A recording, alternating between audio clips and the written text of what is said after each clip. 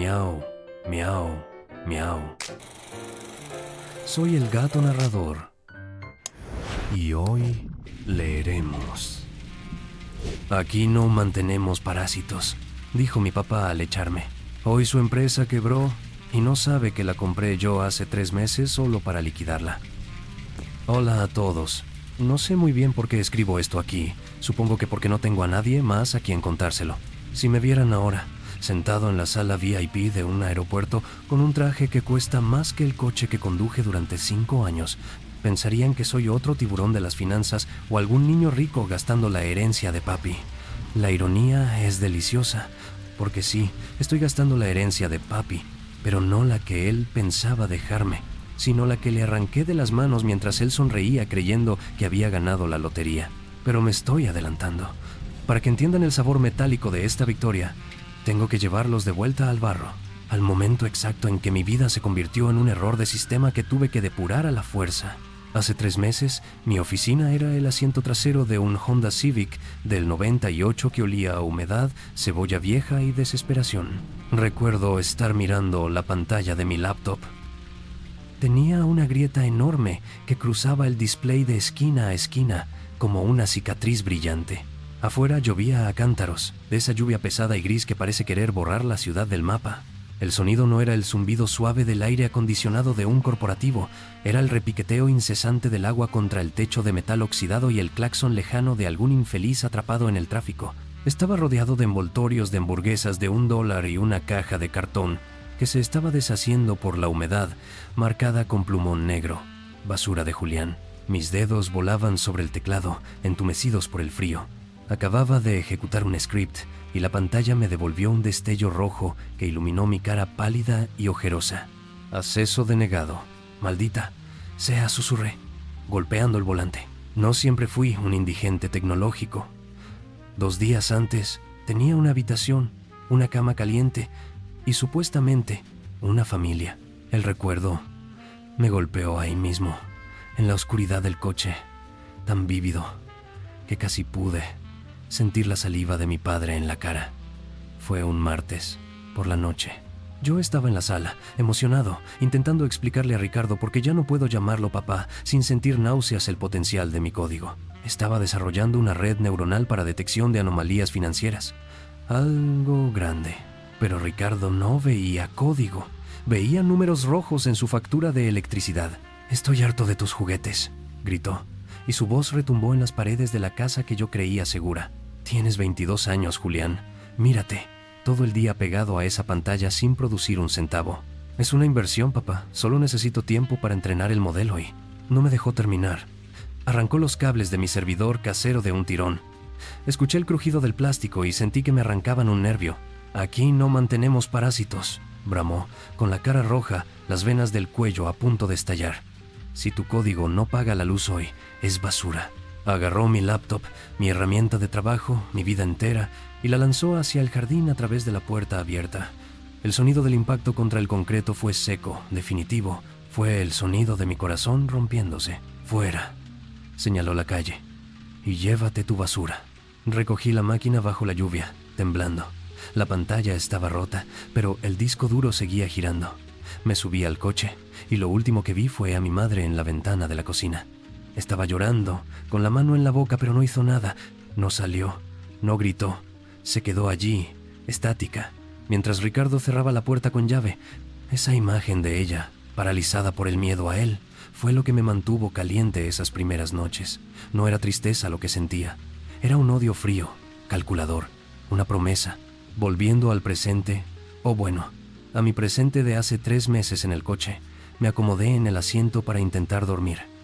Me había estacionado fuera de una cafetería para robarme el Wi-Fi. La señal era débil, pero suficiente.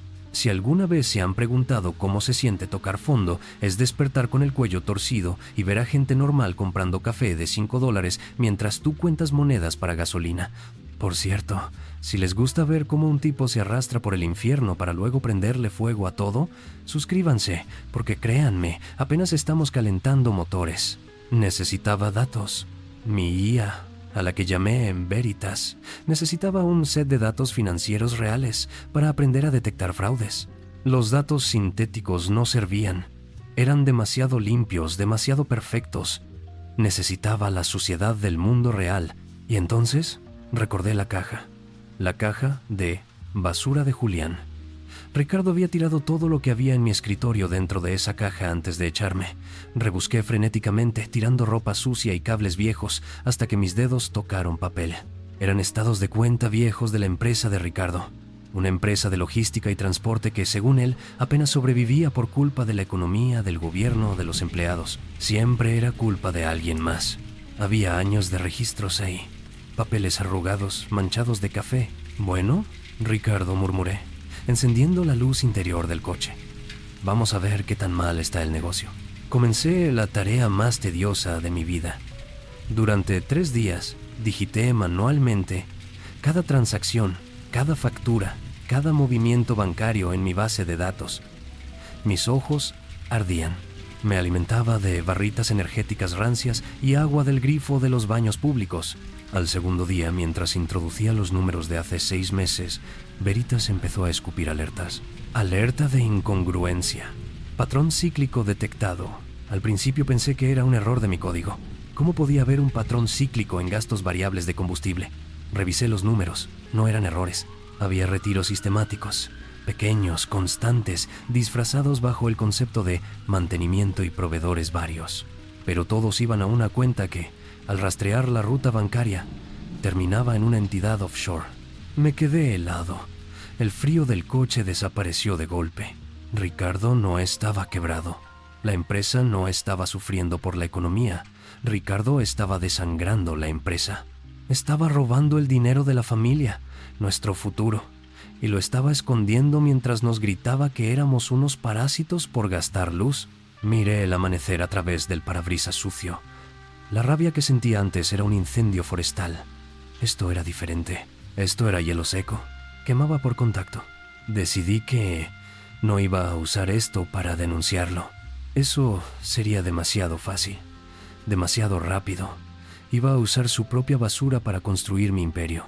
Pulí el algoritmo. Convertí a Veritas en un producto, un SaaS, Software as a Service, enfocado específicamente en auditoría forense para pequeñas y medianas empresas.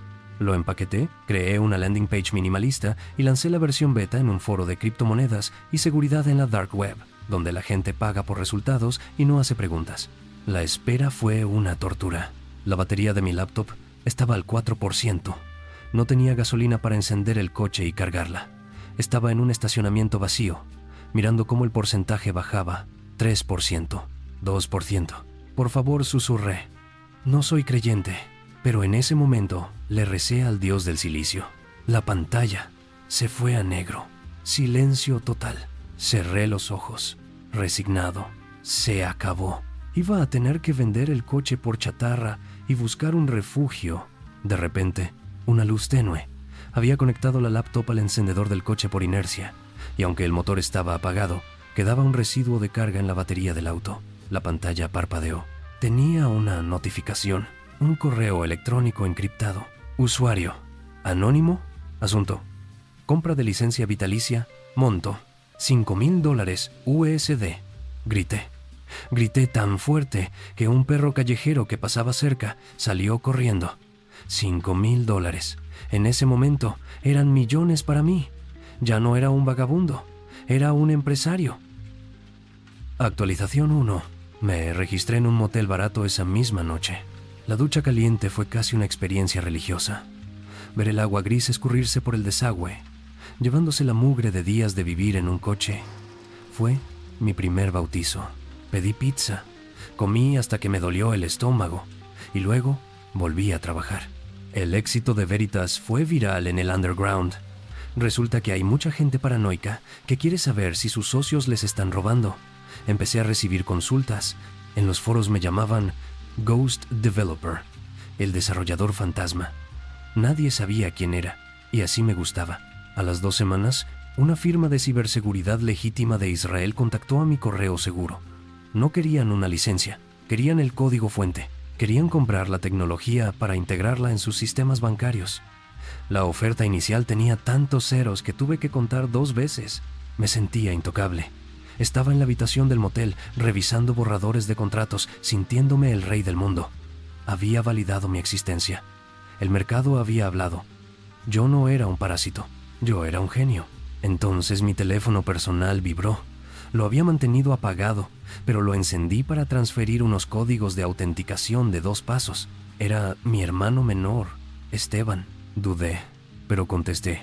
Quería que escucharan mi voz, que supieran que estaba bien, que era mejor que ellos. ¿Julián? La voz de Esteban temblaba.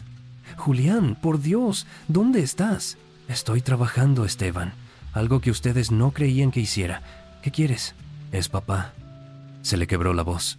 Va a vender la casa, Julián. Dice que los acreedores lo tienen del cuello, que la empresa se hunde. Mamá, está destrozada. Dice que nos vamos a tener que ir a un departamento de alquiler en las afueras. Colgué. Que se joda, pensé. Sentí una satisfacción perversa. El karma existía. Pero la curiosidad es un veneno. Abrí Veritas. Tenía acceso a los datos públicos recientes y gracias a mi conocimiento previo de sus contraseñas, Ricardo usaba la fecha de su boda para todo, el imbécil. Pude entrar al backend de su contabilidad. La empresa estaba colapsando, sí, pero la cuenta offshore, esa seguía intacta. Tenía más dinero del que necesitaba para salvar la empresa 3 veces. Ricardo planeaba declarar la quiebra, vender la casa para pagar las deudas oficiales, quedarse con el dinero de la venta liquidando a la familia, y luego huir con su amante o simplemente vivir de la cuenta secreta dejándonos a todos en la calle. Iba a sacrificar el techo de mi madre para proteger su retiro dorado. Llamé a Esteban de nuevo. Iba a decirle la verdad. Iba a decirle que papá era un ladrón. Pero antes de que pudiera hablar, Esteban soltó algo que me heló la sangre. «Deja de ser tan arrogante, Julián», me gritó. «¿Crees que eres tan listo? ¿Ese dinero inicial? ¿Los $5,000 de tu inversor anónimo?» Me detuve. «¿De qué hablas?» «Fue mamá», gritó Esteban. «Vendió las joyas de la abuela, las esmeraldas. Usó una VPN y me pidió que le ayudara a hacer la transferencia cripto para que papá no se enterara. Ella fue tu único inversor, idiota. Ella creyó en ti cuando nadie más lo hizo y ahora tú la vas a dejar perder su casa». El teléfono se me resbaló de la mano y cayó sobre la colcha barata del motel. Un zumbido agudo llenó mis oídos. No había sido el mercado, no había sido mi genialidad deslumbrando a un inversor de Silicon Valley. Había sido mi madre, vendiendo lo único de valor que tenía, su herencia, para salvarme del hambre sin que su marido abusivo se enterara.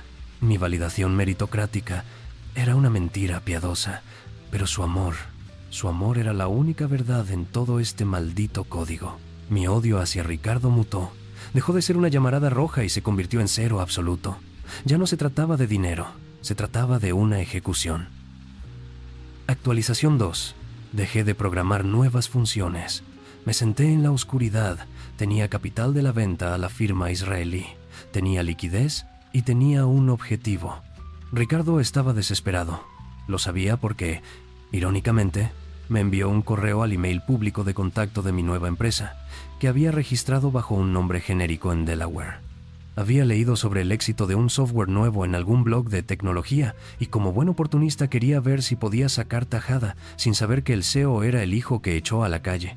El correo era patético, fingía orgullo, decía cosas como «siempre supe que tenías talento» y sugería una fusión estratégica o que le diera un puesto de consultor. Escribí una respuesta, una donde le decía exactamente dónde podía meterse su fusión. Llené la pantalla de insultos y luego la borré. Eso era lo que haría un niño herido. Yo ya no era un niño, yo era el dueño de su destino. Contraté a un abogado, un tipo caro que no hacía preguntas, para que actuara como mi testaferro.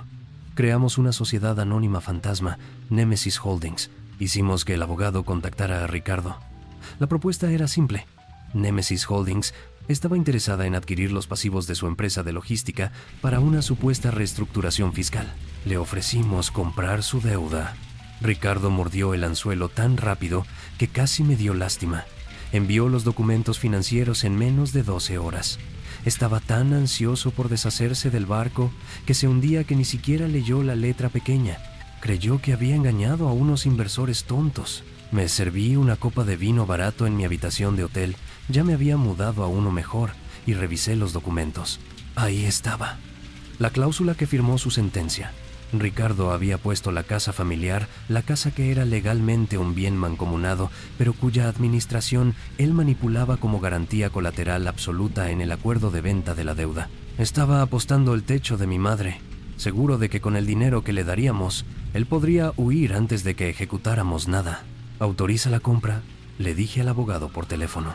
«Señor», dijo el abogado, con ese tono profesional que usan para decirte que eres un bastardo, «si hacemos esto, al momento de ejecutar la garantía por insolvencia, su padre se quedará legalmente en la calle, perderá todo control sobre sus activos».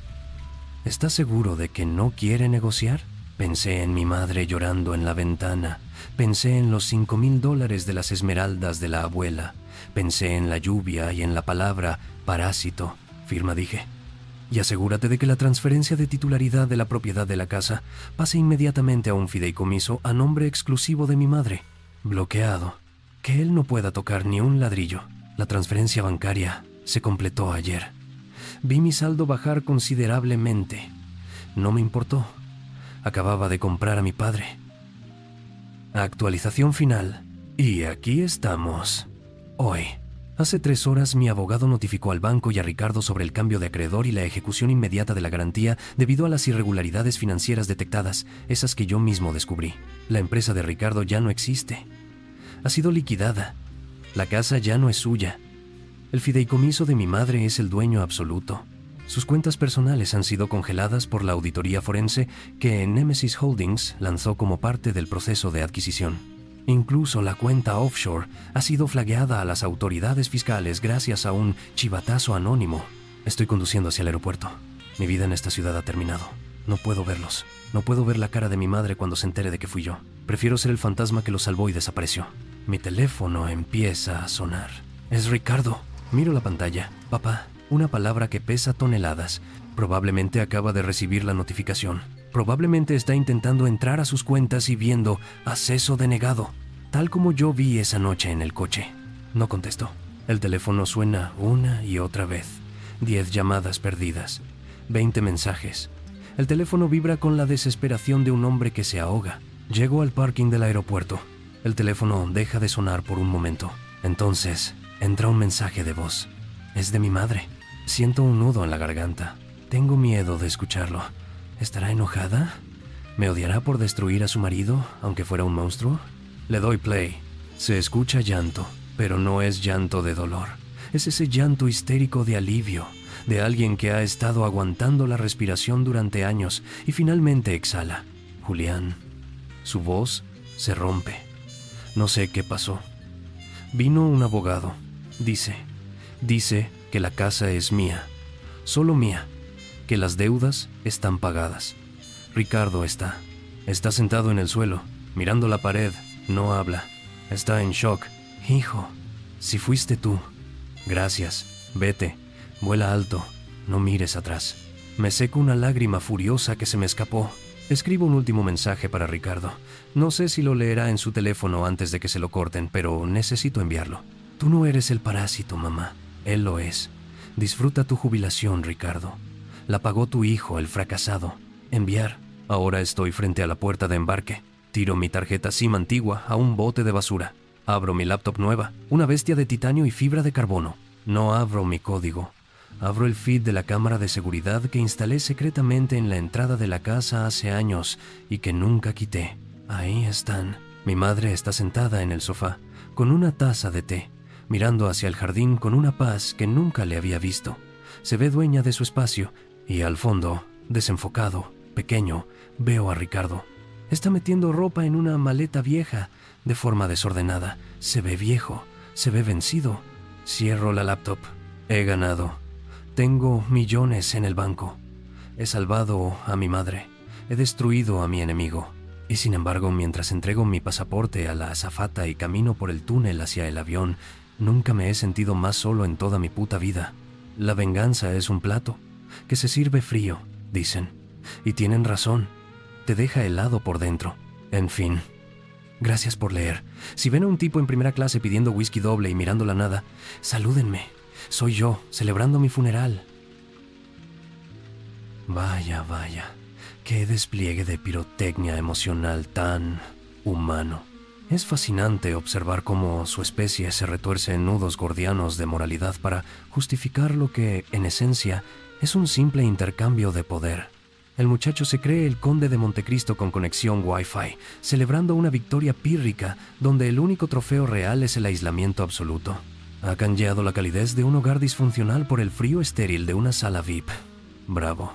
Y esa madre, la santa inversora, vendió las joyas de la abuela para financiar la fuga del hijo, solo para quedarse en la misma casa, ahora vacía, con el fantasma de un matrimonio fracasado y un título de propiedad que no le dará conversación en las noches de lluvia. El padre recibe su merecido, sin duda. ¿Pero notaron cómo el protagonista necesita desesperadamente que su audiencia valide su dolor? Escribe al vacío de Internet, buscando un aplauso que ahogue el silencio de su propia conciencia. Al final, todos han obtenido exactamente lo que querían, y por eso mismo, todos son miserables. Es la comedia divina de la ambición y el rencor. El dinero compra la libertad, queridos oyentes, pero parece que el precio de mercado actual incluye la amputación del alma. Díganme, en su